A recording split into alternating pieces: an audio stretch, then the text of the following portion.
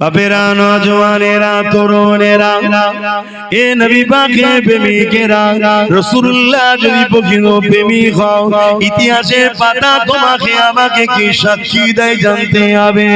তারিখে হাদিস গুলো খুলে দেখো, আল্লাহ নবী নূহ নবী দয়ার নবী সাহাবাদের উপরে কেন এত জুলুম হয়েছিল, কি জন্য এত জুলুম হয়েছিল?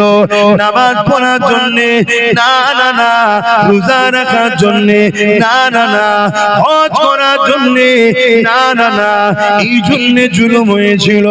যারা জালিম ছিল তাদের জুলুমের বিরুদ্ধে আল্লাহ নবী সোচ্চার হয়েছিল। এই জমিনে জালিমরা নারীদেরকে জিন্দু জিন্দু পুঁতে দিত। আল্লাহ নবী বলেছিল, এ দুনিয়ার জালিমেরা নারীদেরকে জিন্দু পুঁতাটা বন্ধ করো। কেন তাদেরকে জিন্দু পুঁতে দিতেছ? তারা তো মায়ের জাত, মহান স্রষ্টা তাদেরকেও বানিয়েছে, তিনি পুত্র সন্তানও বানিয়েছে। এই কন্যা কারো স্ত্রী হবে, আর পুত্র সন্তান কারো স্বামী হবে। এদের সংসারের বিনিময়ে দুনিয়া জমিনে তো মানুষ জাতির বিকাশ ঘটবে। এ যুবকেরা, তারা আজ আমার রাসূলুল্লাহর বিরুদ্ধে দখল করলো। ওই বিরোধী সেদিন থেকে চলতে চলতে চলতে চলতে আজ 2025 সালে আজকের দিনও কিছু এজিদ, কিছু ফেরাউন রয়েছে যারা আমার নবীকে পায়নি, নবীর ইসলামের শানে মিথ্যাচার করছে, নবীর ইসলামের শানে আঘাত দিচ্ছে। যারা নিজেদের নারীদের হক দিতে পারে না, যারা নিজেরা নারীদেরকে নিরাপত্তা দিতে পারে না, নিজেরা নারীদেরকে রেপের হাত থেকে বাঁচাতে পারে না, কিন্তু তারা আজকে ইসলামের গায়ে দাগ লাগাচ্ছে। ইসলামে নাকি রেপ করাটা কোনো খারাপ কাজ নয়। বলুন নাউযুবিল্লাহ। এ কথা আপনারা শুনেছেন না শোনেননি? কে বলেছে? কোথায় বাড়ি? উত্তর 24 পরগনা জেলার ব্যারাকপুর ভাটপাড়ার। ভুল বললাম? এর বিরুদ্ধে কোন আন্দোলন হয়েছে? এর বিরুদ্ধে কেস হয়েছে? কে অ্যারেস্ট করেছে? কেন অ্যারেস্ট করবে? যাদের হাতে ক্ষমতা তাদেরও দিলের ধারণা ইসলাম মিটাও। এ প্রকাশ্য দুশমন, এ বন্ধু সেজে দুশমন। শুনছেন তো? আর পাওয়ার তো আমরা দিয়ে রেখেছি জালিমদের হাতে। কথাটা কি কষ্ট হলো? আমার ইসলামে কি রেপ করা পাপ না? রেপের শাস্তি নেই? কি শাস্তি? গলা বন্ধ পুঁতে দিয়ে পাথর মারতে মারতে মেরে ফেলে, এক কথা মৃত্যুদণ্ড। যারা এ কথা বলছে তারা রেপের শাস্তি দেয়। এখন সে বর্তমান বিজেপিতে আছে, আগে ছিল টিএমসিতে, কালকে কোথায় থাকবে বোঝা মুশকিল। বর্তমানটা ধরেই বলছি, মণিপুরে উলঙ্গ নারীদেরকে নিয়ে ঘোরানো হচ্ছে, নারীদের ইজ্জত নষ্ট করা হচ্ছে। বিজেপি সরকার সেখানে নারীদের অধিকার দিতে, জোরে বলো। উত্তরপ্রদেশে নারীদের উপরে অত্যাচার হচ্ছে না হয়নি? নারীদের অধিকার দিতে।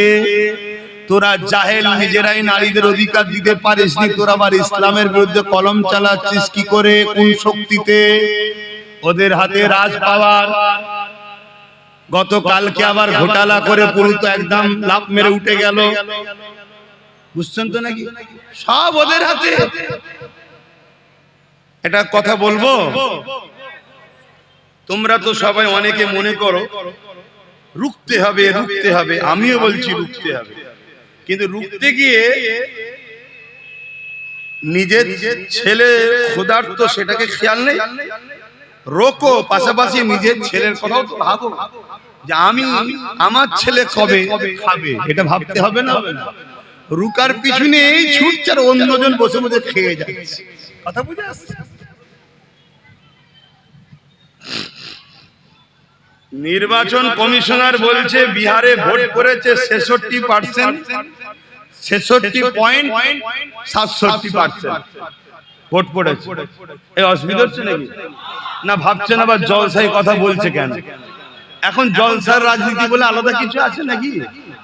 রাজনীতির লোকেরা জলসা করছে না, করে না? কথা বলছে না? তারা পার্টির মিটিং এ ডেকে ইসলামের বিরুদ্ধে কথা বলছে না, বলে না?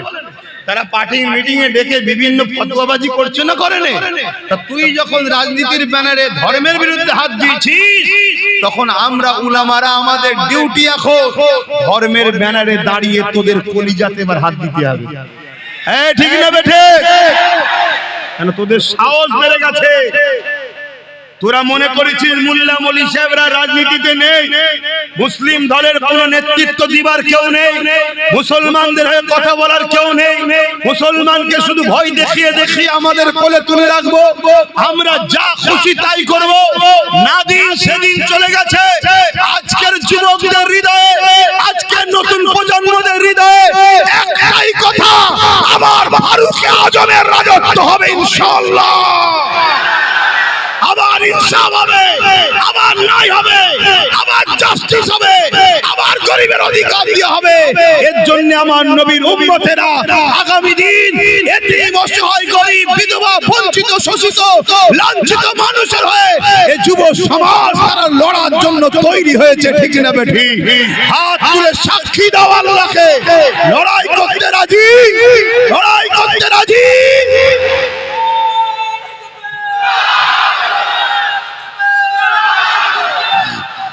ভাইরা আমার, আল্লাহু আকবার। তাহলে কমিশন বলছে বিহারে 66.67% ভোট পড়েছে। আর বিহারে ভোটের সংখ্যা কত? 7,42,00,000 কম বেশি। এটা হলো টোটাল ভোটের সংখ্যা। আর ভোট পেয়েছে কত? 7,45,00,000।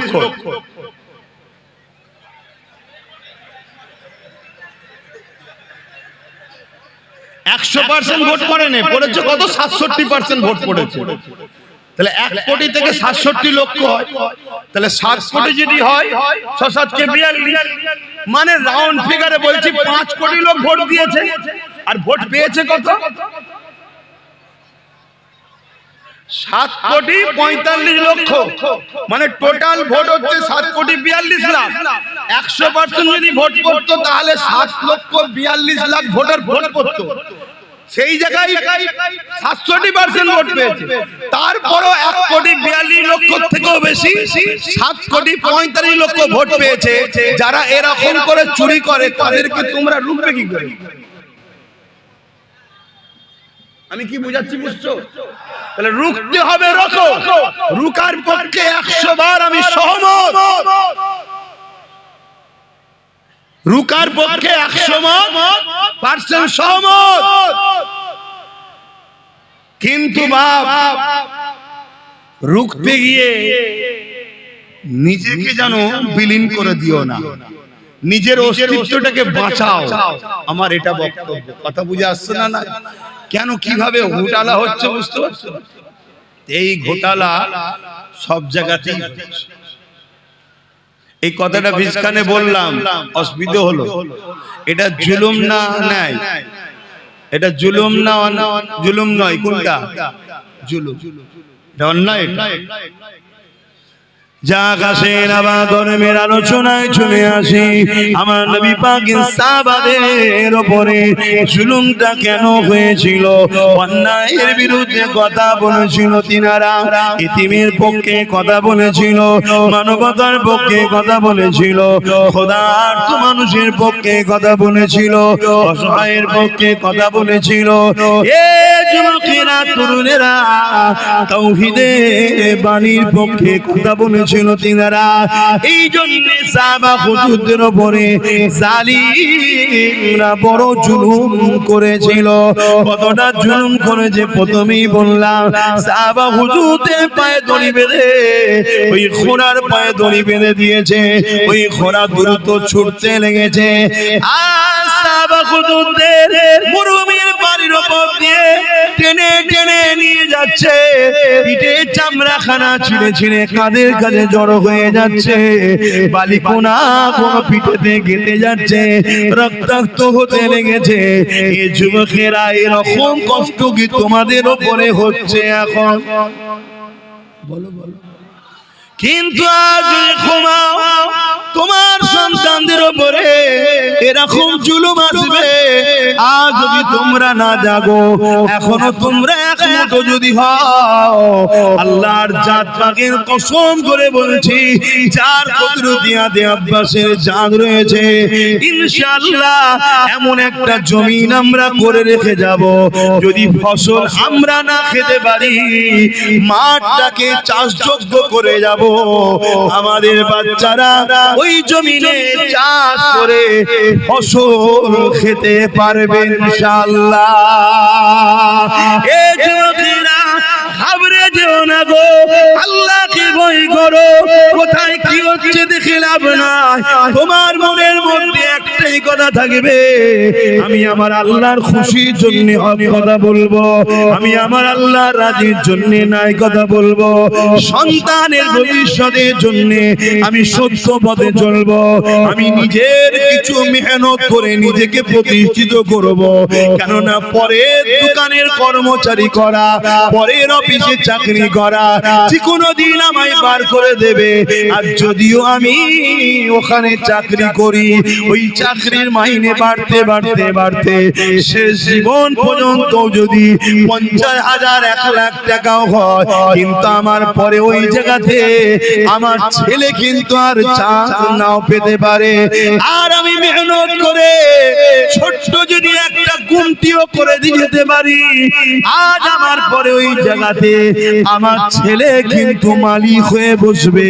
এ যুবকেরা, তরুণেরা, ছেলে যদি চেষ্টা করে এক দোকান থেকে 10টা দোকান বাড়াতে পারবে। তাই বলে দিয়ে যায় আমার রাসূলুল্লাহ যেমন আমাদেরকে নামাজের কথা বলেছে, রোজার কথা বলেছে, হজের কথা বলেছে, দাড়ি টুপির কথা বলেছে, মানবতার কথা বলেছে, ইনসাফের কথা বলেছে, ইনসানিয়াতের কথা বলেছে, গরিব প্রেমের কথা বলেছে, খোদার্থের খানা খাবার কথা বলেছে, ঠিক তেমন নবী আমার সাহাবাদের ধরে ধরে হাতে হাতে বিজনেস করার পলিসি, তারা কি হবার পলিসি আমার নবী শিখিয়েছে। আর পাশাপাশি জমিনের উপরে মাথা তুলে বেঁচে থাকার জন্য পাওয়ার রাজ ক্ষমতার কথাও শিখিয়েছে। আরো জোরে বলুন সুবহান।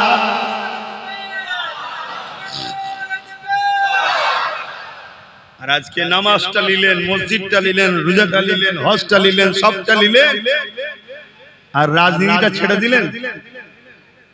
এটা তোমরা করো, আজকে ওরা করছে শুধু একা। আর আজকে আইন করছে ওয়াকাফ, কালা কানুন, মসজিদ ভাঙবো, মাদ্রাসা ভাঙবো, কবরস্থান ভাঙবো, ঈদগাহ ভাঙবো, কাদগা ভাঙবো, অলরেডি ভাঙছে। কোন পাওয়ারে ভাঙছে? যেটাকে ছেড়ে দিয়েছি আমরা। এক যুবকরা, কষ্ট হচ্ছে আমার কথা, অসুবিধা হচ্ছে, যেই হুজুরটাকে খালি খামাই নিয়ে এসছি, বাপ ঠিকই বলেছি, যদি মনে হয় খালি খামাই নিয়ে এসছি, পরের বার থেকে আনলেও তোরা আল্লাহ কারে এসিস নি বাপ। যদি আমাকে খারাপ লাগে, তুই তোর কাতারে থাক না বাপ, আমি আমার কাতারে থাকি নাকি? যার ভালো লাগবে 10 জনের যদি ভালো লাগে আমার কথা শুনবে, লোক বলবে 10 জন নিয়ে আপনি তাহলে কি করবেন? আমি কি করবো আমি জানি না, তো আমি চেষ্টা করব। ফায়সালা তো আমার নয়, ফায়সালা তো আল্লাহ। এই কথা বুঝছেন না? বুঝেন? এই তো সবাই মিলে এত চেষ্টা করলো, ভোট রয়েছে 7,42,00,000, পড়েছে কত? 7,45,00,000। কথা বুঝে আসছে না? তা আমার হলো চেষ্টা করা কাজ, ফায়সালা কি হবে ওটা আমার দেখার দায়িত্ব, ওটা তো আল্লাহ জানে। হযরত ইব্রাহিম আলাইহিস সালামকে নমরুদ যখন আগুনে ফেলে দিল, ওই সময় বিশাল আগুন জ্বলতে লেগেছে। আমি জানি না তোমাদের কবিলা গ্রামটা কত বড়, কতটা বড় আমি জানি না।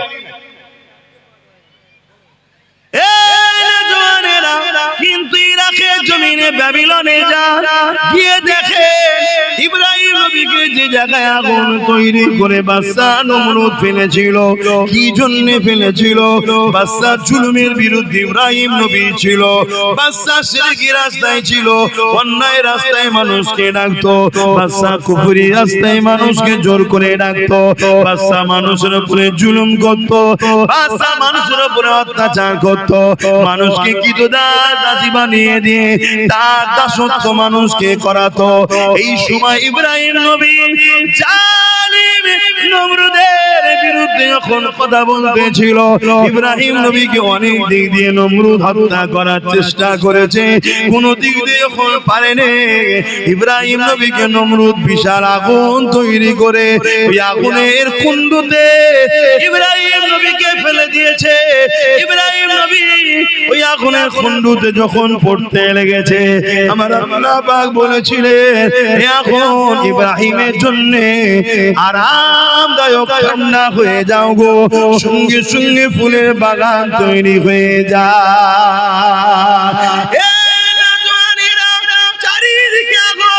বিচকানে ফুলের বাগান তৈরি হয়ে গেল, তার মধ্যে ইব্রাহিম নবী খুঁজছে ফিরছে আল্লাহর জান্নাতি নিয়ামত খেতে লেগেছে। অনেক বড় কথা, আমি ওদিকে যাচ্ছি না, আমি যে বিষয়টা আমার যুবকদেরকে, মায়েদের বাপেদেরকে বোঝাচ্ছি, এই যুবকেরা মন দিয়ে শোনো। ওই সময় দেখা যায় দুটো আল্লাহর মখলুক একজন চোঁচে করে পানি নিয়ে এসেছে, ইব্রাহিম নবীর আগুনে দেবে যাতে করে আগুনটা নিভিয়ে যায়। এত কম পানি তার চোঁচে রয়েছে, যার নাম হলো আজনায়, যে কিনা 2-4-5 ফুট হয়তো পানি হবে। ওই পানিতে ইব্রাহিম নবীর আগুন কি কোনোদিন বন্ধ হবে মনে হয়? একটা বিশাল গ্রামের মতো এলাকায় আগুন জ্বলছে, এই মাঠটার মতো নয়, বিশাল বড় একটা এলাকা, একটা গ্রাম, এত বড় এলাকা গর্ত করা আছে, সেই জায়গাতে আগুন ধরিয়েছিল। এত বিশাল আগুনে ওই একটা মখলুকের 5-6 ফুটা পানি যে চুঁচে করে আনতে পারে, তার এই পানিতে কি আগুনটা বন্ধ হবে? একটু বলুন, বিবেককে বলুন। কিন্তু ইব্রাহিম নবীর বিরুদ্ধে না পক্ষে, আগুনটা বন্ধ করার চেষ্টা কিন্তু হবে কথা বুঝে আসছে। অপরদিকে আরেকটা হলো গিরগিটি। কি নাম? গিরগিটি। যারা রং পাল্টায় এদেরকে গিরগিটি বলা হয়। কিছু গিরগিটি নেতাও বেরিয়েছে, আছেন না? না, আপনার সঙ্গে ইফতার খেয়েছিল, আপনার সঙ্গে একসাথে বসেছিল, কি পূর্ব মেদিনীপুরে গিরগিটির মতো রং পাল্টেছে না পাল্টাইনি? জোরে বলে। এখন আবার কালকে লাড্ডু খাওয়াচ্ছে, বলছে এবারে আমাদের বাংলা। অত সহজ কথা বুঝে আসছে না? না, যতটুকু পেয়েছিস দিদির দয়াতে পেয়েছিস, বেশি আর কথা বলিস না, আমরা সব বুঝি। তোরা দুজন সেটিং এ আছিস, অন্য কাউকে বিরোধী রাখতে চাইছে না, তোকেই রাখতে চাইছে। কেন তুই থাকলে এ যা করবে তুই ধামা চাপা দিবি, আর তুই যা করবি এ তোকে সিকিউরিটিদের নিরাপদে রাখবে। অন্য কেউ বিরোধী হয়ে গেলে তোদের দুজনেরই কপালে বাস পড়ে যাবে। কি গো, কথাটা কি ভুল বললাম না? আপনাদের খারাপ লাগছে? এই যারা দাঁড়িয়ে আছেন বলেন, অসুবিধা হচ্ছে? আমার তো সোজা সুজি কথা, কাউকে তো ধরে আনিনি। বা এই গিরগিটির মতো শুধু রং পাল্টা। একদিন মাথায় টুপি দিয়ে সাদা পায়জামা পাঞ্জাবি পরে এসে খুব ইফতার খেয়েছে আমাদের সাথে। খেয়েছে না খাইনি? আমার সাথে না খেলো, আমাদের সাথে তো খেয়েছে নাকি? হ্যাঁ, অনেকে মনে করেছিল ভালো হবে, হয়তো ভালো। ন্যাস তুলে দেখেন এড়ে না বেড়ে দেখেন, কথা বুঝে আসছে? ঘুমটা দেখেছে, মসজিদে ঢুকিয়ে দিয়েছে, জানে না যে মসজিদে ঢুকাতে কিরম হচ্ছে না হয়নি? ঘুমটা দেখেছে, কলিকাতার ঈদগাঁয় রেড রোডে নামাজ হয়, ওখানে নিয়ে চলে গেছে। এই ঈদের নামাজে যাওয়া যায় মহিলাদের? নিয়ে চলে গেছে। তাহলে এটা ধর্মকে নিয়ে কি খেলা করা হচ্ছে না? ও এর বিরুদ্ধে কেউ কোন মিডিয়া করে আর করে বলবে না। আব্বাস সিদ্দিকী এই যে বলছে, এর মধ্যে থেকে আর কি খুঁত পাওয়া যায় দেয়, ওইটাকে কেটে ছড়া। কেন? এদেরকে দুনিয়ার বেঈমান নেতারা অর্থ দিয়ে পুষছে। চালাও চালাও, চালিয়ে যাও।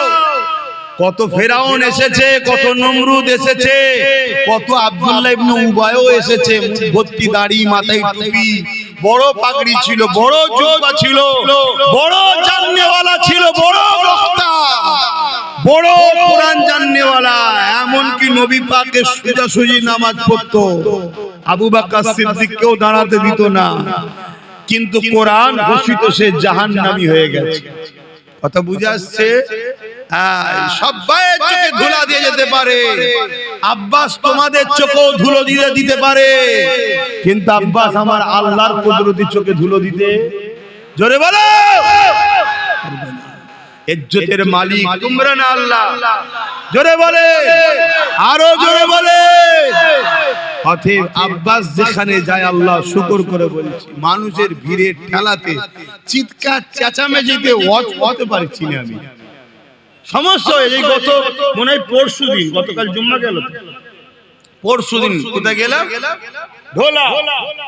ঢোলাতে সারাক্ষণ তো ঝগড়াই হলো, কি জায়গা পাই দাঁড়াতে পারেন, এই ঝগড়া হয়ে হয়ে সারাক্ষণ সময় চলে গেল।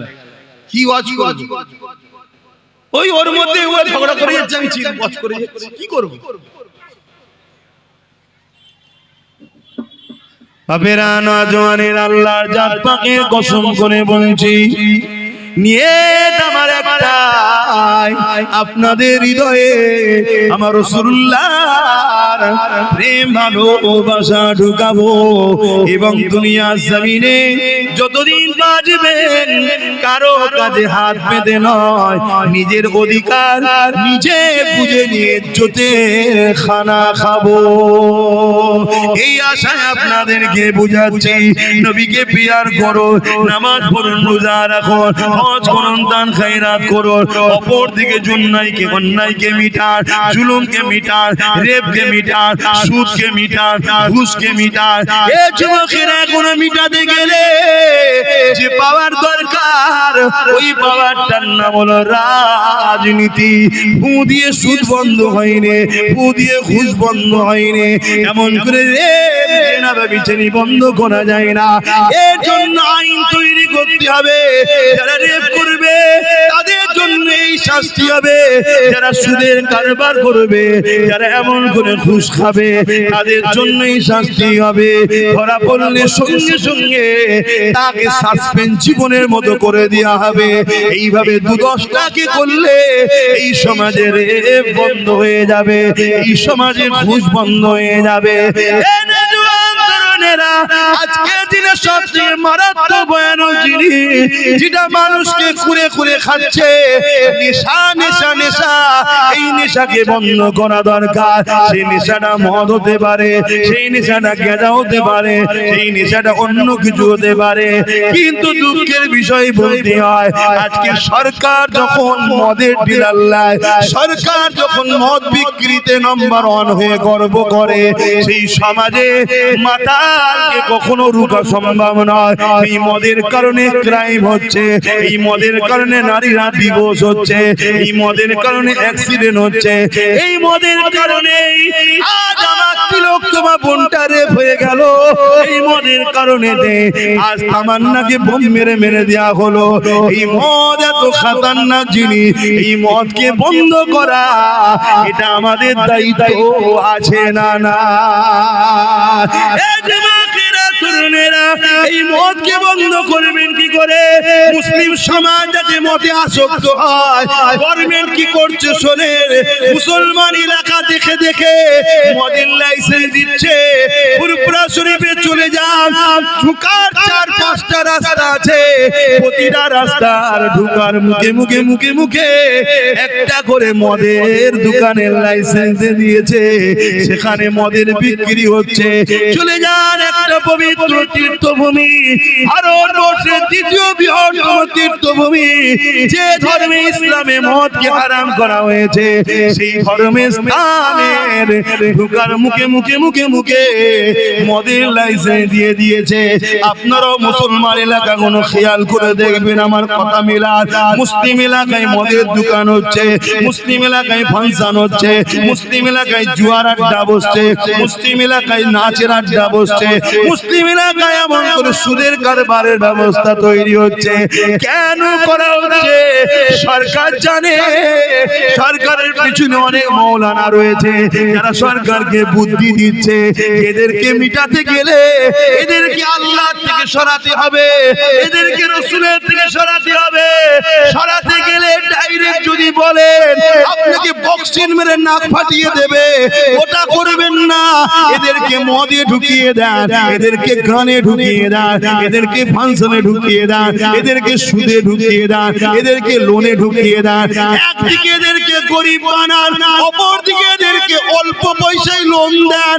যখনই সুদ নেবে কাবার সামনে মায়ের সঙ্গে জিনা করার সমান পাপ হবে, তখন এরা আল্লাহ রাসূলের থেকে সরে যাবে।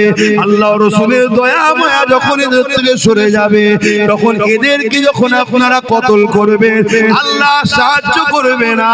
বদরের মতো এরা জিততে পারবে না।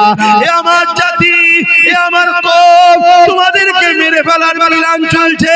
তোমাদেরকে আল্লাহ রাসূল থেকে প্রথম সরাবে, তারপরে তোমাদের ঈমানকে লুটবে, তারপরে তোমাদেরকে কতলেআম করবে। তোমাদের কোনো সাহায্যকারী তোমরা পাবে না। যতগুলো মুসলিম নেতা দেখছো এরা একটা কেউ কথা বলে না, এরা একটা কেউ জবান খোলে না। এরা শুধু যে হুজুর যে হুজুর যে হুজুর করে নিজের গদিটা টিকিয়ে রাখার জন্য এই রকম একটা জায়গায় দাঁড়িয়ে।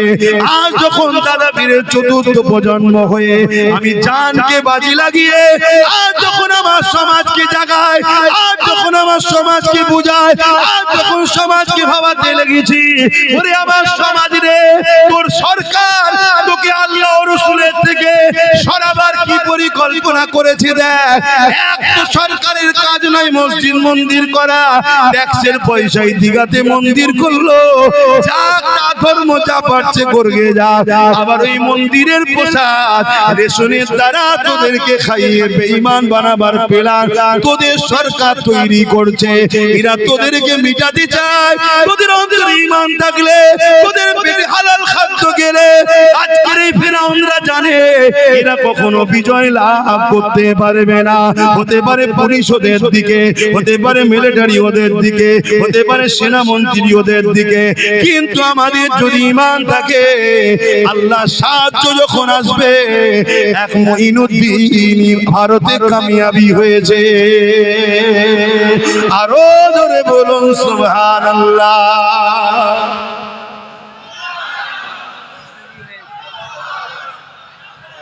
ভাইরা আমার, বলুন আব্বাস সিদ্দিকী অন্যায় করছি আমি, জোরে বলুন অন্যায় করছি। এর পরও দিনের শেষে একটাই কথা হবে, কি হবে? ডাকাতকে রুখতে হবে। বলবে না? বলবে না? চোর বলছে ডাকাত রোকো।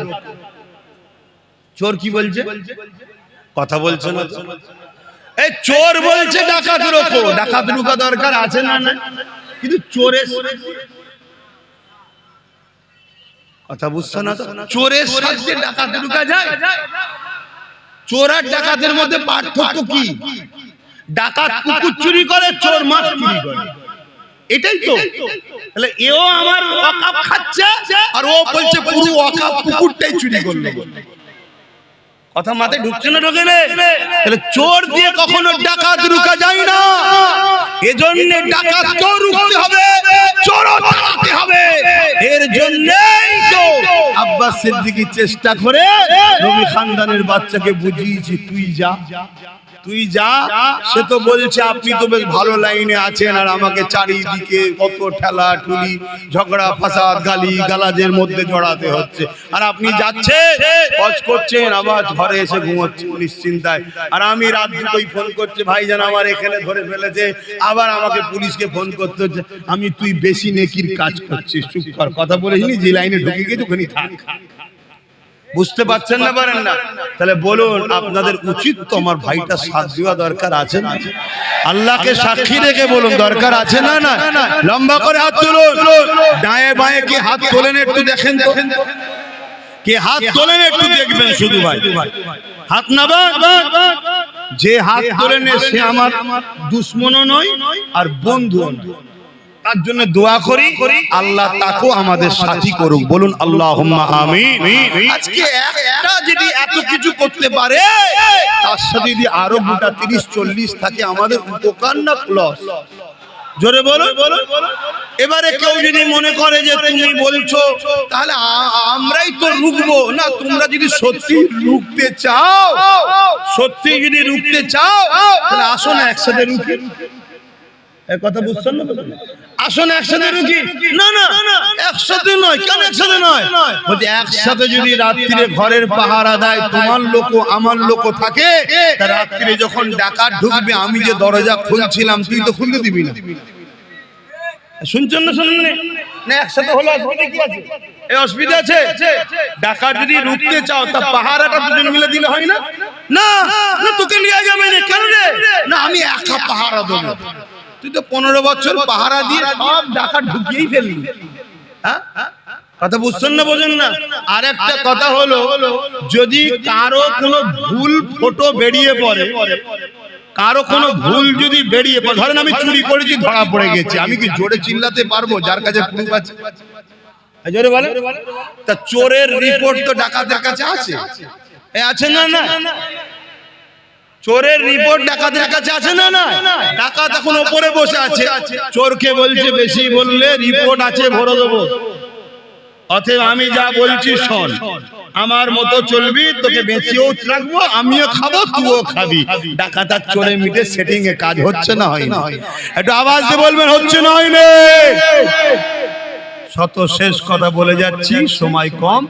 যদি কেউ মসজিদ মাদ্রাসা মিটাবে বলে তাকে সাপোর্ট করা যাবে, আর কেউ যদি বলে উন্নয়ন শেষ হবে না কোরআন শেষ হয়ে যাবে তাকে সাপোর্ট করা চলবে। যদি কেউ কোরআনের বিরুদ্ধে কথা বলে তাকে সাপোর্ট করলে ঈমান থাকবে। কোরআন মানে না আলাদা কথা, দেশটা সবার। শুনছেন তো নাকি? আমরা নেতাজিকে ভালোবাসি, গান্ধীকে ভালোবাসি না, কেন? তারা আমার ধর্ম মানে না, ভুল ঠিক সে জবাব স্রষ্টার কাছে দেবে, কিন্তু আমার ধর্মের বিরুদ্ধে তো বলবে। ঠিক না বেটি? তুমি মানবে না মানবে তোমার কাছে, কিন্তু বিরোধী করার অধিকার কে দিল? কথা বুঝে আসছে? এজন্য আমি এক জায়গায় একটা কথা বলেছিলাম যে কেন্দ্র সরকারকে ভোট দিলে ঈমান চলে যাবে, রাজ্য সরকারকেও ভোট দিলে ঈমান চলে যাবে। পুরোটা দেয়নি, শুধু কেটে একটুখানি দিয়েছে। শুনছেন তো নাকি? এরপরে আমি কি বলেছি? এরপরে বলেছি যদি রাজ্য সরকার মনে করে যে কোরআন শেষে বলাটা আমার ভুল হয়েছে এবং দিল্লি চলে যাও বলাটা ভুল হয়েছে, যদি ক্ষমা চাই তাহলে আমি এর বিরুদ্ধে আর বলবো। এরপরে বলেছি সেটাও দেয়নি, শুধু দিয়েছে রাজ্য সরকারকে ভোট দিয়ে হারাম বলেছে। আব্বাস সিদ্দিকী শুনছেন? আবার একটা বুজুর্গ লোকের বক্তব্য আমার সঙ্গে সেটিং করেছে, করে বলছে এই লোক, একজন বুজুর্গ বলছে দিয়া যাবে, আরেকজন বলছে দিয়া যাবে না। বুজুর্গ বলেছে মসজিদে দান করো। বুজুর্গ কি বলেছে? মসজিদে দান করো। দান করতে হবে না? হবে না। কিন্তু কাল যদি মসজিদটা দখল করে কেউ পার্টি অফিস করে দেয়, ওখানে কি বুজুর্গ বলছে দান করো? এখনকারের কথা তখনকারের কথা তুই জুড়ছিস কেন? ও তো আগে বলেছে, তখন তো আমিও বলেছিলাম যে চলো এ যখন বলছে দেখা যাক, ঠিক না বেটি?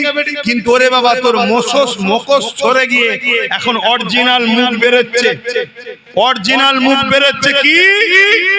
কোরআন শেষ হয়ে যাবে, আমার উন্নতি শেষ হবে না।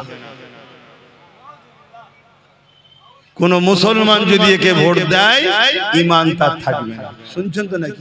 এই যদি ক্ষমা চেয়ে আলাদা কথা, ক্ষমা চেয়ে আলাদা কথা। আমি আবার বললাম যে আমার ওটা বলা ভুল হয়েছিল, দিল্লি চলে যাও বলাটা ভুল হয়েছে, দুর্গাপুরে মাদ্রাসা ভাঙাটা ভুল হয়েছে। জানেন তো নাকি রাজ্য সরকার দুর্গাপুরে মাদ্রাসা ভেঙেছে?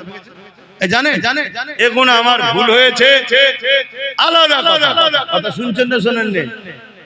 কিন্তু তুমি মাদ্রাসা ভাঙবে আমার ভোট নিয়ে, তুমি কোরআন শেষে বলবে আমার ভোট নিয়ে, তুমি কুকুরের বাচ্চার সঙ্গে মুসলমানের বাচ্চাকে আরো নিকৃষ্ট করবে আমার ভোট নিয়ে, মনে রেখে দিও কোন ঈমানদার তোমাকে আর সাথ দিতে পারে না। কিন্তু ওই সকল লোক সাথ দিতে পারে।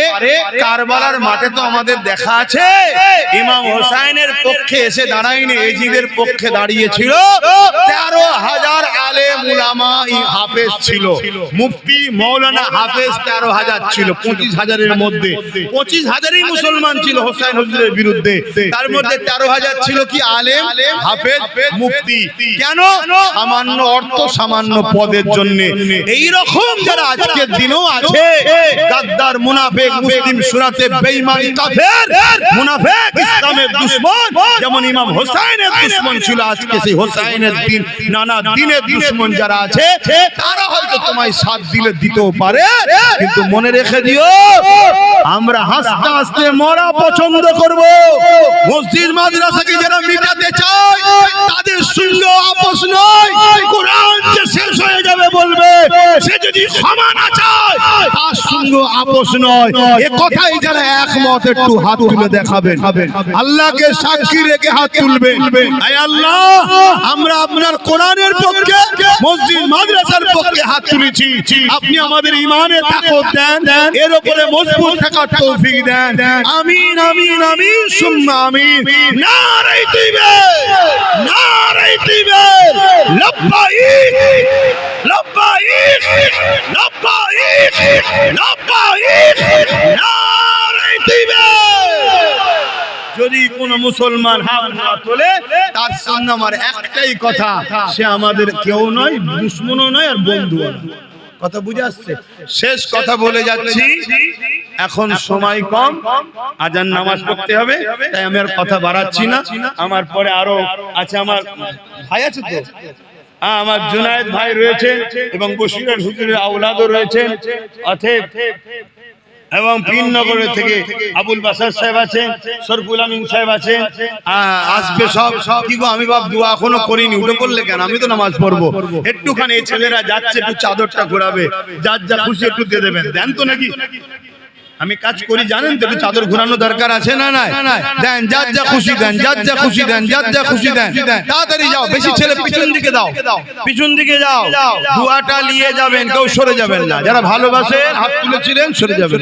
এটা একটা পরীক্ষা এটাও একটা পরীক্ষা আজ বড় দুঃখ লাগছে ভাই এ বলো বাঁচাবার মালিক কে বাঁচাবার মালিক কে বাঁচাবার মালিক কে তুমি আল্লাহর কোরআনের দুশমনের কোলে উঠছো ডাকাতের ভয়ে আর ডাকাত যদি ওই যেমন বললাম 7,42,000 এর জায়গায় 7,45,000 করে দেয় কি করে ঠকাবে বলো কি করে ঠকাবে অতএব নিজের শক্তি তৈরি করো এরপরও বলছি এ যদি ক্ষমা চাই ভিন্ন বিষয় কথা বুঝে আসছে না নাই ক্ষমা না চাইলে সাপোর্ট করা হারাম চলবে না মনে রেখে দিও যত মুফতি মাওলানা বক্তা আসো আমি চ্যালেঞ্জ করছি যদি ভুল হয় আমাকে শিখিয়ে দেন আমি মেনে নেব দেন যার যা খুশি দেন ছেলেরা একটু বেশি করে যা বাবা তাড়াতাড়ি যা নামাজ পড়তে হবে আর কথা নয়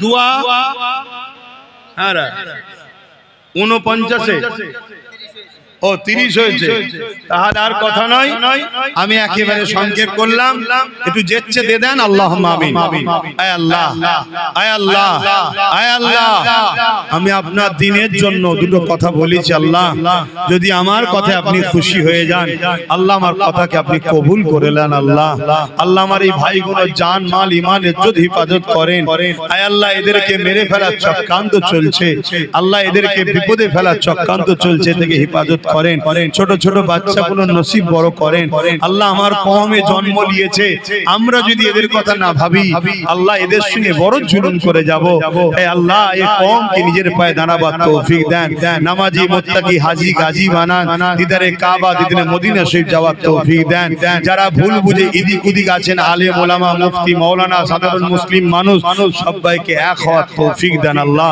হে আল্লাহ হাবিবের খাতির রহমত করে দয়া করে দ্বীনের মাহফিলে আল্লাহ এই মাহফিলকে আপনি কবুল করে নেন আপনি বলেছেন রব্বানা আতিনা ফিদ দুনিয়া হাসানাত ওয়া ফিল আখিরাতি হাসানাত ওয়া কিনা আযাবান নার দুনিয়ার ভালাইর কথাও বলেছেন ভালাই তো এমনি এমনি দেন না ভালাইর জন্য চেষ্টা করতে হয় এই ভালাইর রাস্তাও এদেরকে দেখালাম আখিরাতের কল্যাণ নবীর প্রেম আদব মর্যাদার রাস্তাও দেখিয়েছি আল্লাহ এবং জাহান্নাম থেকে বাঁচার তৌফিক আপনি আমাদের দান করবেন আমিন আমিন আমিন বারহাক লা ইলাহা ইল্লাল্লাহু মুহাম্মাদুর রাসূলুল্লাহ সাল্লাল্লাহু আলাইহি ওয়াসাল্লাম একটা ছোট্ট কথা এই যে এসআইআর হচ্ছে না এসআইআর একটু চোখ কান খুলে রেখো এটা কিন্তু খুব খতরনাক জিনিস কিন্তু তা বলে ভয় খেয়ে আবার জানের ক্ষতি করে ফেলো না আমি তো শুনছি এসআইআর এর নামে অন্য জিনিসও হচ্ছে নাকি, একটু জেগে থাকো, কথা বুঝে আসছে না? এর আগে আইআর হয়েছে, সেভাবে যদি হয় তাহলে ভয় খাবার কিছু নেই, কিন্তু ভেতরে ভেতরে যেটা কি ফাঁদ করছে আমাদের তো কেউ লোক নেই যে আমরা জানবো, ঠিক না বেটি? অতএব এদিকে একটু সজাগ থাকো, মসজিদে চলো, মসজিদে এখানে নামাজ হবে, এখানে নামাজ করবেন তো একটা মহাশয়, নামাজ পড়েছেন আপনি, পড়বেন তো? এখানে কাতার দেন, এখানে নামাজ হবে, কাতার দেন, এখনই নামাজ হবে। আসসালামু আলাইকুম, আমি মুসাফির আলে আছি, আমি মেম্বারে দূরে কাজ করে নিই। কিন্তু এই সিস্টেমটা ভালো না। তো এই ভাই ওখানে বসেছিল, আমার নজরে পড়লো, আমি দেখলাম যে আমার থেকে নিচুই হচ্ছে, কারণ ওর দামটা বড় কথা নয়, ওর গায়ে যে নামটা লেখা আছে এখন ওটা তো প্রচুর দাম নাকি, যার মূল্য দুনিয়া আখিরাত মিলিয়েও হবে না। এটা আমার ঈমান। আমার কথায় সবাই সহমত হতে পেরেছেন কি আমি জানি না। তো সেই জায়গাতে আমি ভাইদেরকে বলবো, আপনারা করে ফেলেছেন, আল্লাহ আপনাদের মাফ করুক, হুজুর মাফ করুক, এটাকে যত্ন করে রেখে দেবেন। এটা একটা চক্রান্ত, এই চক্রান্তের শিকার হয়ে গিয়ে আমরাও যেন ভুল পানা দিয়ে ফেলি। আমরা হুজুরকে মহব্বত করব হযরতে বেলাল হুজুরের অনুসরণ করে, জোরে বলুন সুবহানাল্লাহ। হযরতে ফারুক আজম, উসমান গনি, মাওলা আলী, সিদ্দিক আকবর, ইনারা যেভাবে আমার নবীকে প্রেম করেছে আমরা সেভাবে প্রেম করব। আমাদের মরণ যখন হবে তখন যেন আল্লাহ আল্লাহ আল্লাহ আল্লাহ নাম বেরোবে এবং রাসূলুল্লাহর উপর কলেমায় রাসূলুল্লাহর নাম বেরোবে। এভাবে যেন আমাদের মরণটা হয়, জবান সর্বসময় যেন আল্লাহ ও নবীর নামে ভিজে থাকে, এই প্রেম আমরা করব। বলুন ইনশাআল্লাহ। আমায় ভুল বুঝছেন না তো আপনারা? কি গো ভাইরা, তোমরা ভুল বুঝছো না? আর এই ভুল বুঝছো না জিজ্ঞেস করছি, মনে করুনি যেন ভাইজান জলসার জন্য বলছি যে আমরা এটাকে গেলে দাওয়াত করবে না। আমার জন্য জলসাটাই বড় আজকে কষ্টের কারণ হচ্ছে। কেন আমি না টাইম মতো মানুষের কাছে পৌঁছাতে পারছি, আমার আসার কথা দুটোই, আমি আসছি 3টে, 1 ঘন্টা লেট। রাস্তাঘাট এত খারাপ হয়ে গেছে, কারণ এই বছরে বর্ষা খুব হয়েছে ভাই, এবছরে বর্ষা খুব হয়েছে, তাই রাস্তাঘাট খুবই খারাপ। এবারে অনেক জায়গায় মেরামত হচ্ছে, কাজ চলছে, সেই মেরামতের জন্য আবার ভিড় হচ্ছে, ইদিক উদিক করতে করতে দেরি হয়ে গেছে। তো যাক, এসেছি সংক্ষেপ সময়, 4:30 পর্যন্ত আলোচনা করব, তারপরে আমরা আসরের নামাজ ইনশাআল্লাহ আদায় করব। আজকে মনে হয় সম্ভবত 5টা পর্যন্ত আসরের ওয়াক্ত আছে। 4টে, আজকে 4:50, তারপরে 20 মিনিট সময় থাকবে, নামাজ আদায় করব ইনশাআল্লাহ। দরুদ শরীফ, আল্লাহুম্মা সাল্লি আলা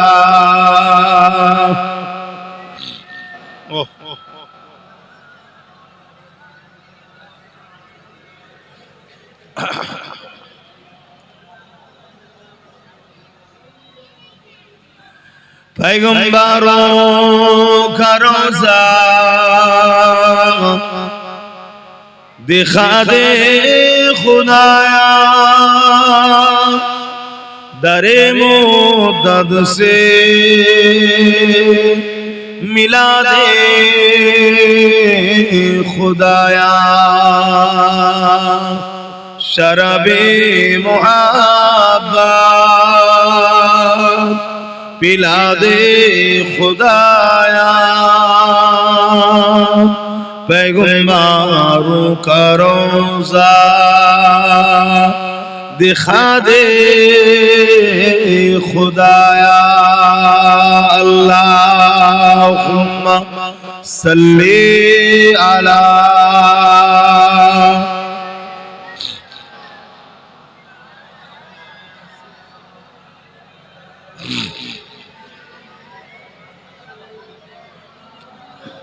कलमे ला इलाहा इल्लल्लाह, ला इलाहा ला ইলাহা ইল্লাল্লাহ মুহাম্মাদুর রাসূলুল্লাহ লা ইলাহা ইল্লাল্লাহ লা ইলাহা জবান খুলে খুলে পড়ে এটাই তো মহব্বত লা ইলাহা ইল্লাল্লাহ লা ইলাহা মাশাআল্লাহ মাশাআল্লাহ ইলাহা লা ইলাহা ইল্লাল্লাহ লা ইলাহা লা ইলাহা ইল্লাল্লাহ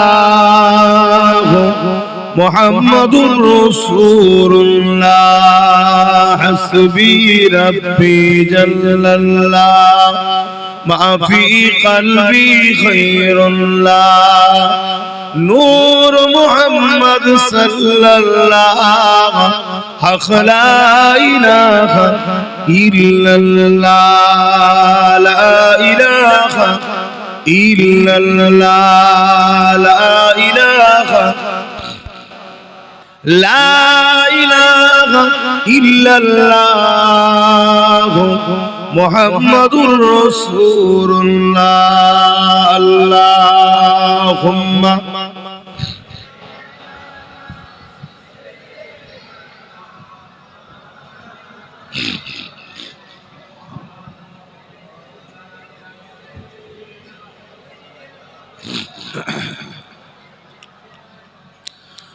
وقال الله تعالى في كلام المزيد والفرقان الحميد قل إن كنتم تحبون الله فاتبعوني يحببكم الله ويغفر لكم ذنوبكم والله غفور رحيم উপস্থিত আমার আব্বা জানেরা আমার নওজোয়ান তরুণেরা যুবকেরা ছোট ছোট বাচ্চারা উলামা হযরত হাফেজে কোরআন ইমাম সাহেব বলেরা দূর দূরান্তে অবস্থিত আমাদের সকলের মা ও বোনেরা প্রতি বছর না এবছরও আপনাদের গবিলা গ্রামে মহান প্রতি বছর মরহুম আল্লামা বড় মাওলানা ও ছোট হুজুর পীর কেবলা রহমাতুল্লাহ আলাইহি স্মরণে স্মৃতি সভা ইসালে সওয়াব গবিলা ফুটবল ক্লাব ময়দান 57তম ধরে 58তম ধরে মাহফিল হচ্ছে আলহামদুলিল্লাহ।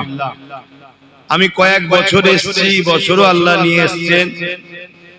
সংক্ষেপ সময় একটা কথা, পক্ষে লোক থাকবে, বিপক্ষেও লোক থাকবে। আমার আল্লাহ তামাম কায়নাতের একমাত্র স্রষ্টা, তাই তো নাকি? আর কেউ আছে মালিক? একটু বলুন। একজনই রব, একজনই স্রষ্টা। লিল্লাহি মা ফিস সামাওয়াতি ওয়া মা ফিল আরদ। জমিন আসমান এবং এর মধ্যে যা কিছু আছে সব কিছু সৃষ্টি মালিক স্রষ্টা একজন। তিনি কে? শাহাদাত আঙুলটা তুলে জবান খুলে সাক্ষী দেন, তিনি কে? আর উচ্চ আওয়াজে বলুন আল্লাহ। সেই রব্বুল আলামিনের পক্ষেও লোক আছে, বিরুদ্ধেও আছে, আছে না? না, আমরা বান্দা কা আল্লাহ, আল্লাহর বান্দা আল্লাহর বিরুদ্ধে আছে না? না, পক্ষেও আছে। আমার নবী পাক সাল্লাল্লাহু আলাইহি সাল্লামের মতো নির্ভেজাল, নিখুঁত, সর্বদিক দিয়ে উত্তম আখলাক, আদর্শে, চরিত্রে, ইনসাফে, ইনসানিয়াতে, মানবতায়, ন্যায়, জাস্টিসে, সর্বদিক দিয়ে সর্বকালে সর্বশ্রেষ্ঠ মহামানব হলেন হযরত প্রফেট মুহাম্মদুর রাসূলুল্লাহ সাল্লাল্লাহু আলাইহি ওয়াসাল্লাম। সেই নবী পাকের পক্ষে লোক আছে না? না, বিরুদ্ধে আছে না? না, তো পক্ষে বিপক্ষে লোক থাকবে। দাদা হুজুর পীর কেবলার পক্ষে লোক আছে না নাই, বিপক্ষে আছে না নাই। এই যে আজকে বসিরহাট হুজুরের বড় মাওলানা সাহেবের স্মৃতিতে এবং আমাদের আশিকে রাসূল সুলতানুল আইজিন ছোট হুজুর পীর রহমাতুল্লাহ আলাইহির স্মৃতি যে ইসালে সব আপনারা এসে বসেছেন, তার মানে পক্ষে বিপক্ষ লোক আছে না নাই। বিরক্ত নিলে হবে না, ঠান্ডা লেগে গেছে আমি কি করবো? না এলেও তো সমস্যা, না এলেও তো সমস্যা। হুজুর যতক্ষণ না মরছে ততক্ষণ বিশ্বাস করবে না, তাও মরে যাওয়ার পরও যে দেখবে সত্যি মরেছে না বেঁচে আছে। ওহ খুব ঠান্ডা লেগে গেছে। তা পক্ষে বিপক্ষে লোক থাকবে। ভাই এত যিনি তামাম কায়নাতের মালিক তানার যদি পক্ষে বিপক্ষে থাকতে পারে, আল্লাহর রাসূলের যদি বিপক্ষে থাকতে পারে, এত বড় বড় আল্লাহর ওলিদের যদি বিপক্ষে থাকতে পারে, আমার বিপক্ষে থাকাটা স্বাভাবিক তো নাকি? বাস যদি আমার পক্ষে হন থাকার মতো থাকুন, আর নাই বিপক্ষে যদি হন হতে পারে, হতে পারে। ভুল টিকের ফায়সালা তো একটা জায়গায় হবে ময়দানে মাহশরে, ঠিক তো নাকি? আমিও দাঁড়াবো, আপনিও দাঁড়াবেন, সবাই দাঁড়াবে। কিন্তু আমার ওয়াজকে নিয়ে যেভাবে কাটিং করে সমাজে ফিতনা ছড়ানো আবার নতুন করে শুরু হয়েছে। একবার হয়েছিল বছর ৬-৭ আগে, আপনাদের এই এলাকা থেকে ফিতনা বেশি ওঠে শুরু হয়েছিল। তো এই শুরু হওয়াতে মনে রাখবেন, যেখানে ভালোবাসার মানুষও যেখানে বেশি থাকে, যেখানেই দেখবেন মুসা নবী সেখানে ফেরাউন, যেখানে ইব্রাহিম নবী সেখানে নমরুদ। অর্থাৎ ভালো যেখানে থাকবে সেখানে একটা দুটো ভেজালও আল্লাহ পাঠায়, ঈমান পার্থক্য মানুষের পরীক্ষা লিবার জন্য। কথা বুঝে আসছে? রিসেন্ট আবার দেখছি এরকম দ্বারা চলছে নতুন করে, আমার পুরো বক্তব্য না দিয়ে কাটিং করে এডিট করে তোড়মোড় করে নানা রকম চক্রান্ত চলছে। বিশেষ করে আপনাদের এলাকার এক ভাই তো দেখি প্রায় আমার বক্তব্য নিয়ে খুব মানে নাটক ধরনের মজা লিবার মতো করে করে ছাড়ে। আমি তার জন্য একটাই কথা বলবো, আল্লাহ তাকে হিদায়াত দিক। যদি হিদায়াত কপালে না থাকে, আল্লাহ যেন কি মজা নিতে নিতে নিতে নিতেই যেন চলে যাবার তৌফিক দেয়। তো যাই হোক, এইটা একটা চক্রান্ত চলছে। এটা প্রথমে কেন বললাম, আমার এই ভাইটাকে যে তুলে দিলাম, এই যে কথাগুলো বললাম, এখানেও আমার মাথার মধ্যে ঘুরছে, এটাকে আবার কেটে না কেউ চক্রান্ত করে দেখো নবীন নামের বিরুদ্ধে। ওটা আমার ব্রেনে সেই দিকে ঘুরছে বলার পর, যে আবার ওটা না ছড়ায় যে ইনি হুজুর পাক সাল্লাল্লাহু আলাইহি ওয়াসাল্লামের নাম লিখেছে এর বিরুদ্ধে। বাস এমন ভাবে কেটে কুটে করে দেবে, দেখা যাবে লাও আবার একটা ব্যাপারটা। আমার কিছু অসুবিধা নেই ভাই, আমি আবার বলছি, কেন আমি আল্লাহ ও রাসূলের রাজি করার জন্য কথা বলি, আল্লাহ ও রাসূলের জন্য আপনাদের ভালোবাসি, আল্লাহ ও রাসূলের জন্য আমি লড়াই করি। যদি আমি নিজের জন্য লড়াই করতাম, তাহলে আমার বাপ মাকে যারা গালিগালাজ করছে আমি তার জবাব কিন্তু তাদের বিরুদ্ধে দিতাম। কথা বুঝে আসছে? কিন্তু ব্যাপারটা হচ্ছে, যখন কেটে ছড়িয়ে দেবে, আপনাদের মতো সাধারণ হাজার হাজার ভালোবাসার মানুষের মধ্যে একটা দ্বিধাদ্বন্দ্বের মধ্যে পড়ে যেতে পারে না। তাই আমি বলতে চাইছি যে এতদিন তো ভাইজানের সঙ্গে, বাবাজির সঙ্গে, ছেলের সঙ্গে, ভাইয়ের সঙ্গে সম্পর্ক তো গড়লেন, এতদিন গড়ার পরও এখনো যদি 30 সেকেন্ডের, 20 সেকেন্ডের, আধ ঘন্টা, 50 মিনিট সেকেন্ডের, 1 মিনিট, 1.5 মিনিটের ভিডিও দেখে এখনো কি আপনাদের মধ্যে আমার উপরে কোনো ডাউট সন্দেহ হচ্ছে নাকি? এটা আওয়াজ দিয়ে বলবেন, ডাউট সন্দেহ হয়? একটা জায়গায় স্থির হন। আমার বলার উদ্দেশ্য, একটা জায়গা স্থির হন। স্থির হওয়ার পরে যদি মনে এর পরেও জাগে যেটা কেন বলেছে, এটা ভুল লাগছে, আপনার ভালোবাসা কি এতই দুর্বল? আপনি আপনার ভালোবাসাকে যে জিজ্ঞেস করুন না, আপনি যে আমায় ভালোবাসেন, আমায় যে জিজ্ঞেস করুন, যে আমি আপনাকে ভালোবাসি, এটা কেন বলেছেন? এটা তো দেখছি ভুল হচ্ছে, ঠিক না? কিন্তু সেটা নিয়ে আপনি মন খারাপ করে সমালোচনা করবেন, এটা ভালোবাসা নয়। এটা ভালোবাসার নামে তাহলে ছলনা ছিল এতদিন। ভালোবাসা এমন একটা জিনিস যেটা এখান থেকে হয়, যেটা একবার লেগে গেলে আর সে থেকে সরা যাই না। এজন্যই প্রথমে বললাম এই কথা।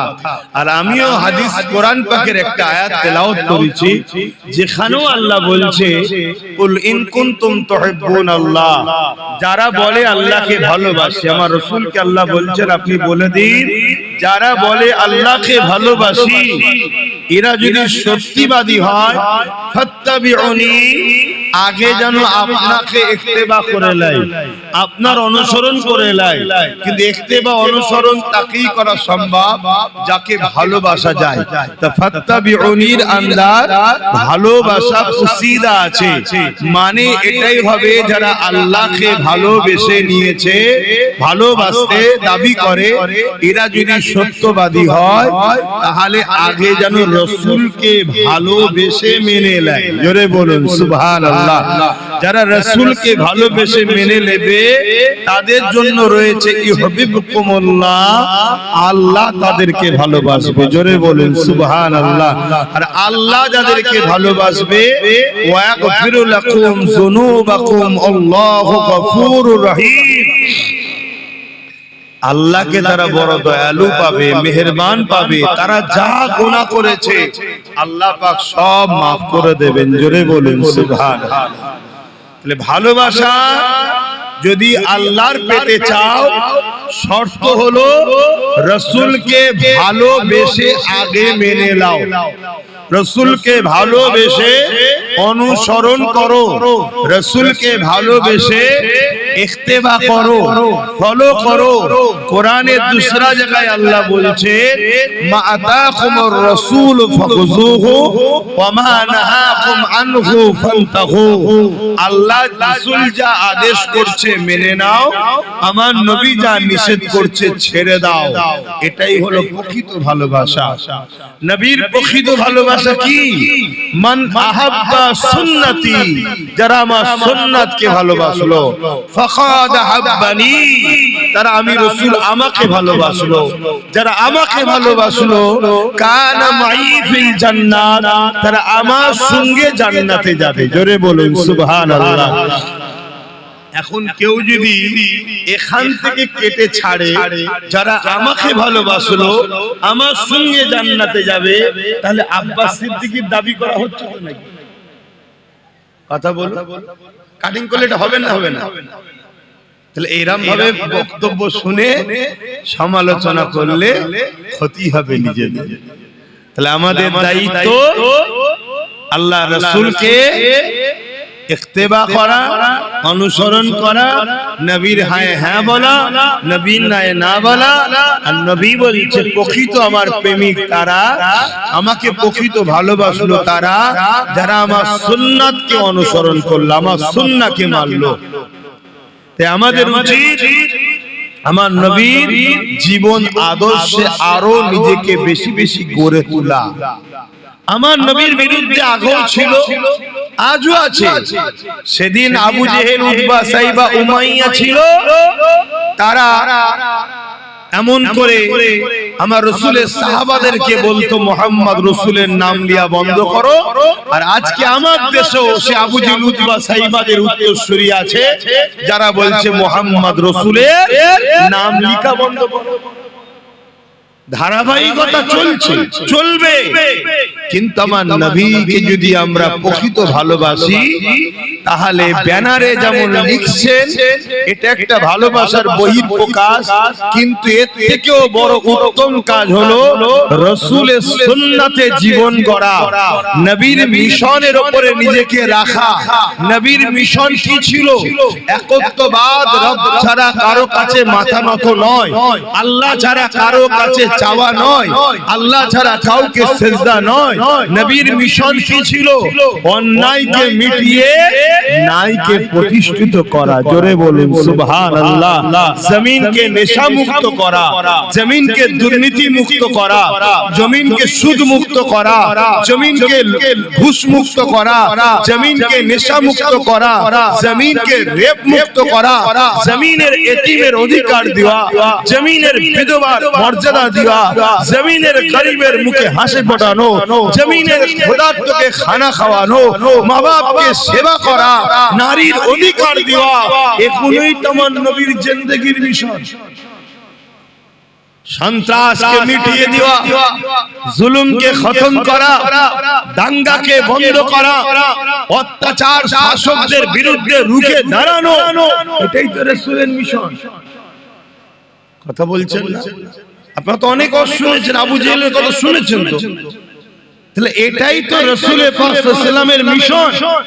এখনো তো বড় বড় সুন্নাত দস্তরখান বিছিয়ে খানা খাওয়ার সময় মনে থাকে আলহামদুলিল্লাহ, ভালো কথা, ওটাও সুন্নাত।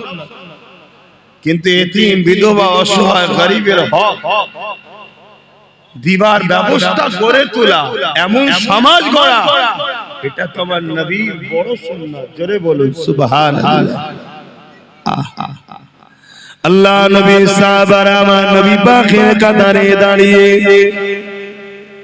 এই জমিন থেকে অন্যায়কে মিটাবার জন্য, ন্যায়কে প্রতিষ্ঠিত করার জন্য, মিথ্যাকে মিটাবার জন্য, সত্যকে প্রতিষ্ঠিত করার জন্য, জালিমকে মিটাবার জন্য, মুসলিমদের মুখে হাসি ফোটাবার জন্য, এতিমদের অধিকার দিবার জন্য, খোদার্তদের অধিকার খানা দিবার জন্য এই জমিনের উপরে আমার নবী সাহাবারা নবী পাকের পিছনে দাঁড়িয়ে জালিমদের বিরুদ্ধে লড়াই করেছে, জালিমদের বিরুদ্ধে কথা বলেছে।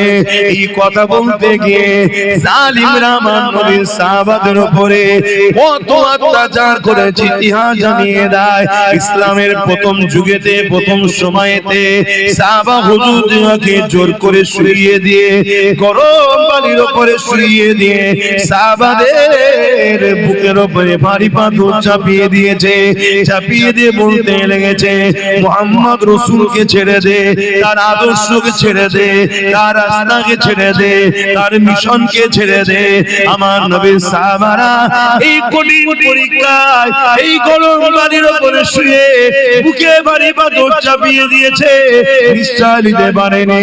তথাপিও সাহাবারা ওই অবস্থা তো বলেছে, হে জালিমরা, তোরা যতই জুলুম করিস না কেন, মুহাম্মদ আরবীর গোলাম যারা হয়, তারা মুহাম্মদ আরবীর জন্য জান মাল সব দেওয়ার প্রস্তুত নিয়ে নিয়েছে।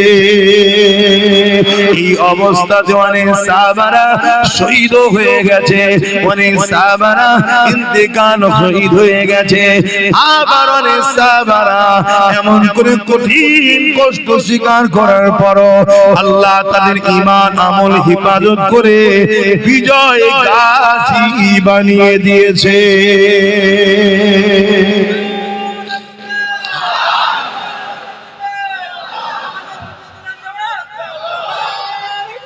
আল্লাহু আকবার। তাহলে আমরা যদি প্রকৃত নবীর প্রেমিক হই, আমাদেরকে এই মিশনের উপর থাকতে হবে। আমার নবীর নাম লিখাতে উত্তরপ্রদেশের কানপুরের জালিম হুকুমতদের কষ্ট হলো কেন? কারণটা তো বুঝতে হবে। কারণ এটাই, মুহাম্মদ সাল্লাল্লাহু আলাইহি ওয়াসাল্লাম এমন একটা নাম, যে নাম ইনসাফের, যে নাম ইনসানিয়াতের, যে নাম মানবতা, যে নাম অন্যায় মিটানো, যে নাম সন্ত্রাসকে মিটিয়ে সমাজে ন্যায় প্রতিষ্ঠিত করা, যে নাম গরিবদের অধিকার দেওয়া, যে নাম ক্ষুধার্ত মানুষকে খানা খাওয়ানো ব্যক্তির নাম। সেই নাম যদি থাকে, আমরা যে সন্ত্রাসের জুলুমের সমাজ ব্যবস্থা করছি, আতঙ্কের সমাজ ব্যবস্থা করছি, এই মুহাম্মদ রাসূলের নাম যদি না মুছা যায়, তাহলে মুহাম্মাদের দিকে যদি মানুষ চলে যায়, মুহাম্মদ সাল্লাল্লাহু আলাইহি ওয়াসাল্লামের সুন্নতে মানুষ যদি জেগে যায়, তাহলে সেদিন যেমন সেদিন যেমন আবু জেহেল উতবা সাইবার সন্ত্রাসী রাজত্ব শেষ হয়েছে, আমাদেরও সমাজ মিটে যাবে, এটাই তো ভয়, অন্য তো কিছু নয়, এটাই তো ভয়। আর এই ভয়ের জন্যই তো আজ মুসলিম সমাজের যুবককে ঘুম পড়িয়ে রাখা হয়েছে, নেশা দিয়ে, নারী দিয়ে, লোভ দিয়ে, মদ দিয়ে, শিক্ষাকে কেড়ে নিয়ে বড় প্ল্যান মাফি আমাদেরকে খারাপ করা হয়েছে। কেন? যাতে আমরা জেগে না থাকি। আমরা যদি জেগে যাই তাহলে এই সমাজে আচ্ছা আচ্ছা ফেরাউনের ঘুম হারাম হয়ে যাবে।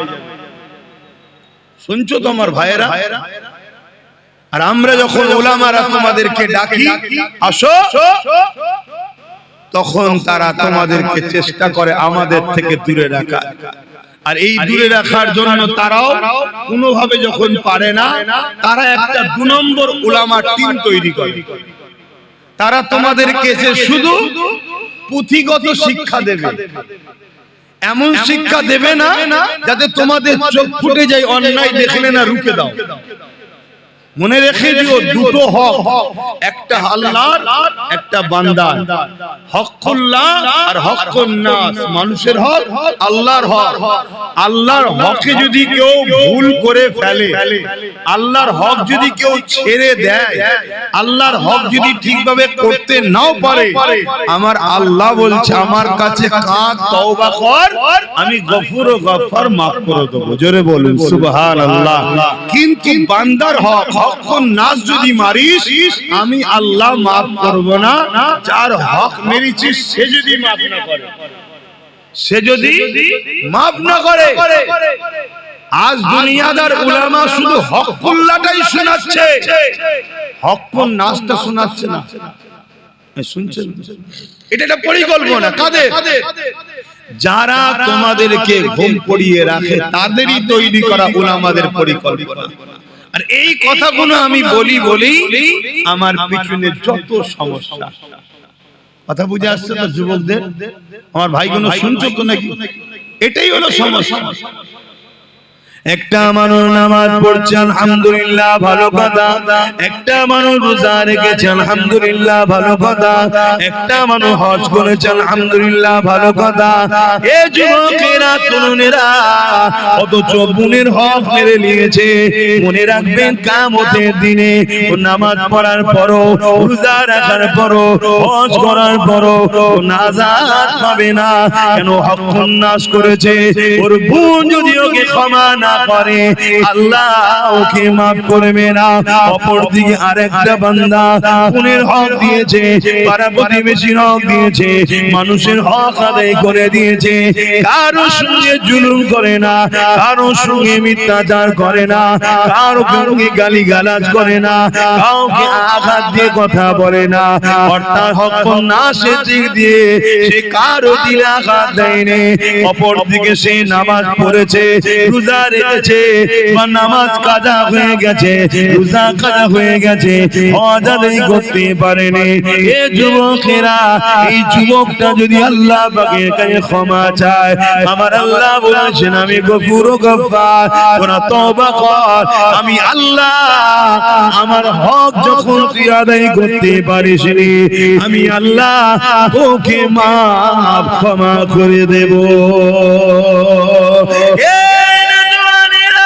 কিন্তু মানুষরা যদি আমরা মেরে নি, আল্লাহ পাক ক্ষমা করবে না। শুধু এটা নয় গো, এই যুবকেরা, তরুণেরা, আল্লাহ নবী আরো জানিয়ে দিল, কেউ জালিম জুলুম করছে, কেউ অত্যাচার করছে, কেউ জালিম মানুষের উপরে অত্যাচার, খুন করছে, জুলুম করছে, মানুষকে পেরেশান রেখেছে। এরকম একটা ব্যক্তি জানার পরও কোন মুসলমান যদি তার সাথ দেয়, কোন মুসলমান যদি তাকে সহযোগিতা করে, আল্লাহ নবী জানিয়ে দিলেন ওই মুসলমানটা ইসলাম থেকে বেরিয়ে যাবে। জালিমের সহযোগিতা করে জালিমকে ক্ষমতায় আনা যাবে না। জালিমের সহযোগিতা করে, জালিমের সাথে জালিমকে তাকত ক্ষমতা দেওয়া যাবে না। আপনি জানার পরও যে ও জালিম, এই জানার পরও যদি আপনি ওর সাথ দেন, রাসূলুল্লাহ রাসূলুল্লাহর হাদিস মিশকাত শরীফ খুলে দেখলেন আল্লাহ নবী জানিয়ে দিলেন ও ইসলাম থেকে বেরিয়ে যাবে। শুনছেন তো? এই কথাটা আমার কওমকে জানানো দরকার আছে না না? কেন আমার কওমকে বড় প্ল্যান করে ইসলাম বিদ্বেষীরা বেঈমান ইসলাম থেকে বার করতে চাইছে, হ্যাঁ কি না? তাহলে তার জন্য তো বুঝাবার দরকার। আর এই যখনই বুঝাতে যাচ্ছি যে আর কোনো ওয়াজ নেই, এ কথা বলতে হবে কেন? একটা ছেলে এক ওয়াক্ত নামাজ কাজা করে দিয়েছে, ইসলাম থেকে বেরিয়ে যায়নি।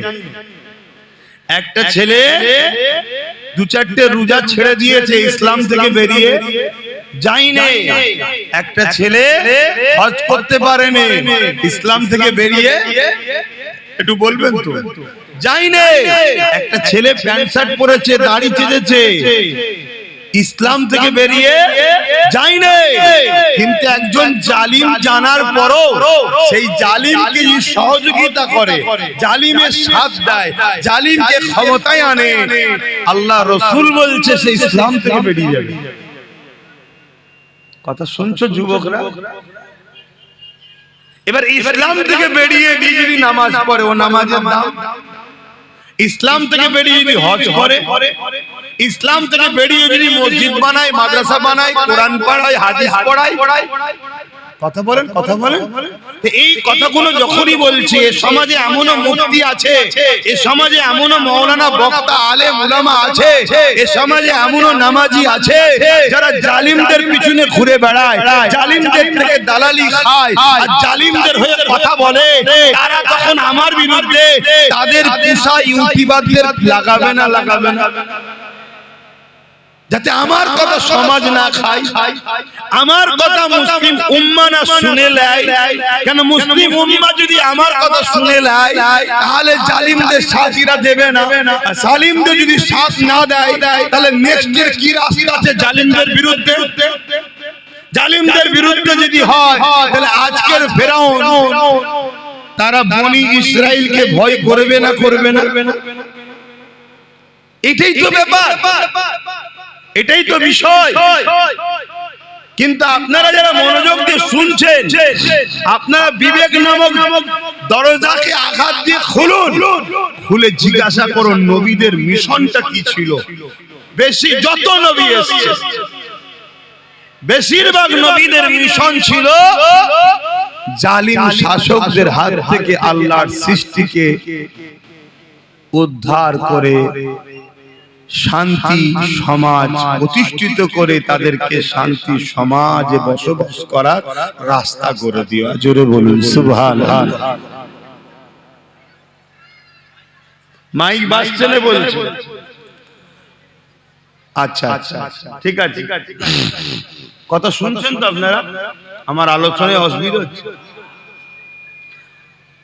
আমার বক্তব্য কিন্তু এটাই, কেউ নামাজ নিয়ে ওয়াজ করছে ভালো জিনিস, কেউ রোজা নিয়ে ওয়াজ করছে ভালো জিনিস, কেউ হজ নিয়ে ওয়াজ করছে ভালো জিনিস, কেউ যাকাত নিয়ে ওয়াজ করছে ভালো জিনিস, সবটাই তো শরীয়ত নাকি?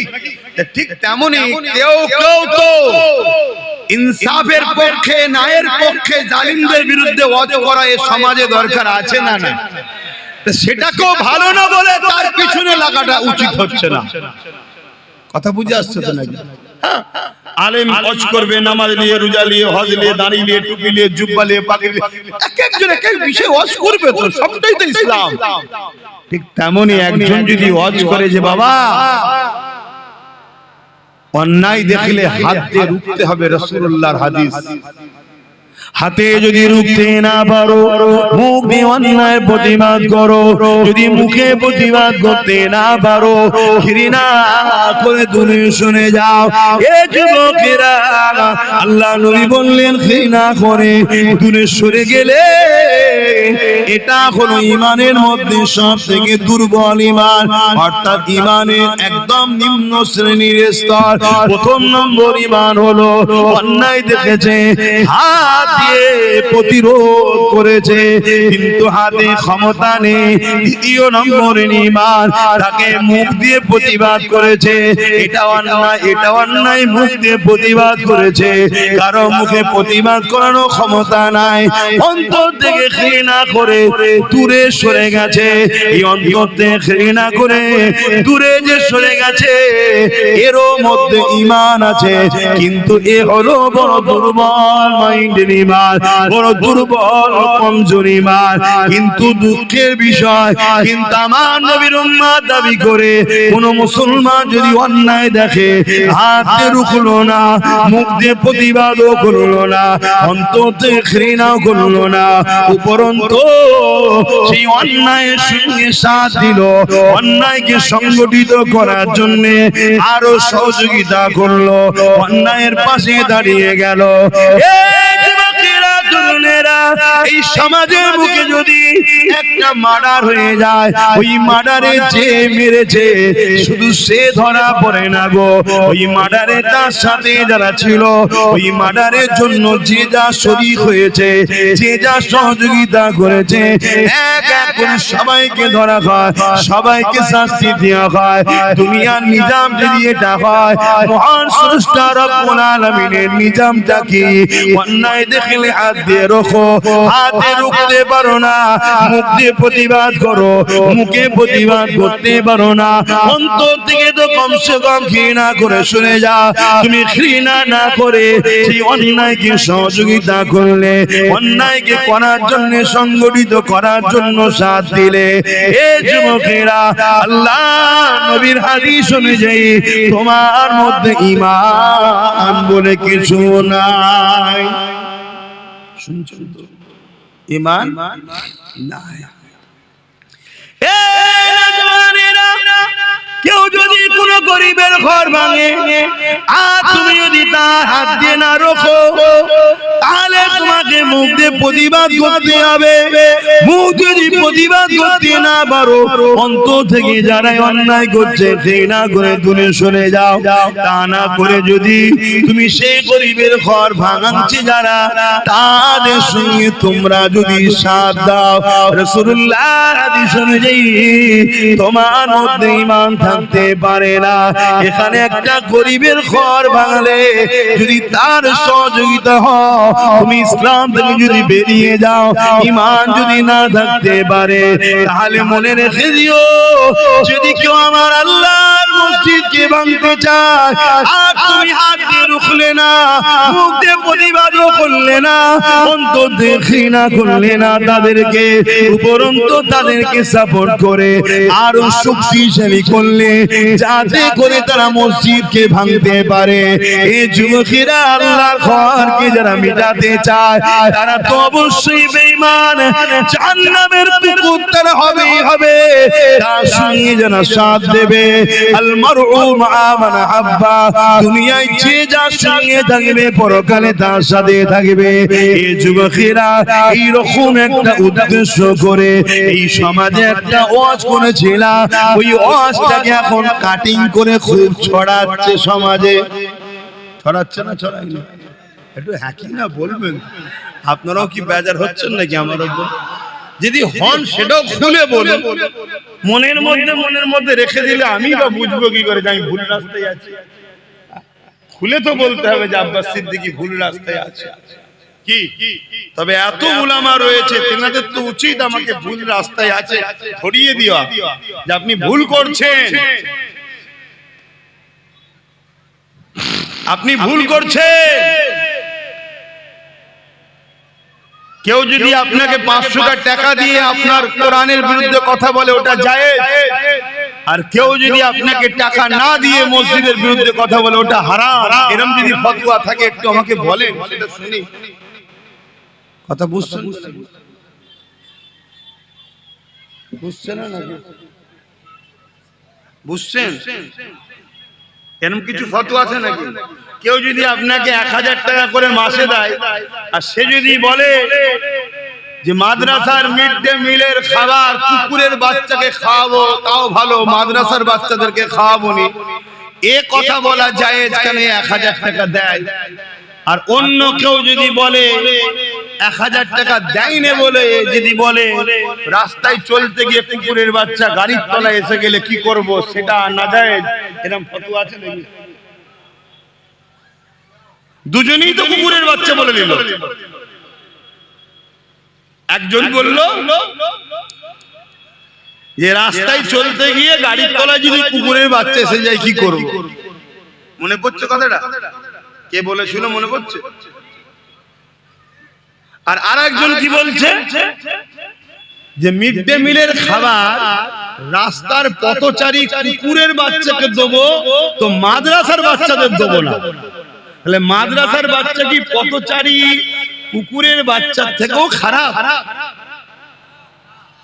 তাহলে আমাদেরকে যারা কুকুরের বাচ্চার থেকে খারাপ ভাবে আর তাদের পিছনে যদি আমরা ঘুরে বেড়াই তাহলে আমাদের জন্য বিপদ আসবে না আসবে না?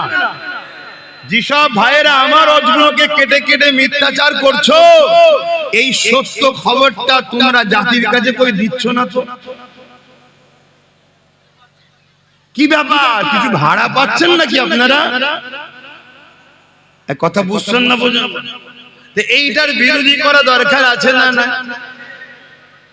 কেউ যদি কোনো মুসলমান নিজেকে মনে করে যে আমি কুকুর, আমার বাচ্চা কুকুরের বাচ্চা, সে বিরোধী না করে আলাদা ব্যাপার। কথা শুনতে, কোন মুসলিম ঘরে যদি এমন ছেলে জন্ম নেয় দেখা যাবে সে নিজেকে কুকুর মনে করছে আর তার বাচ্চাকে সে নিজে কুকুরের বাচ্চাই মনে করে, সে যদি এই কথাটার প্রতিবাদ না করে সেটা তার বিষয়। কিন্তু আমি আব্বাস সিদ্দিকী আমি মনে করি এই জমিনের উপরে খায়রুল উম্মাহ, একটা আমরা আশরাফুল মাখলুকাত, আবার নবীর উম্মত হওয়ার জন্য শ্রেষ্ঠ উম্মত আমরা। অতএব এত বড় গালি দিবার অধিকার কে দিয়েছে তাকে এত বড় কথা বলতে? তাহলে এর প্রতিবাদের দরকার আছে না? না। এই প্রতিবাদটা একটা হুজুর হিসাবে, উলামা হিসাবে আমার করার রাইট নাই? অসুবিধা হচ্ছে আব্বাজানদের?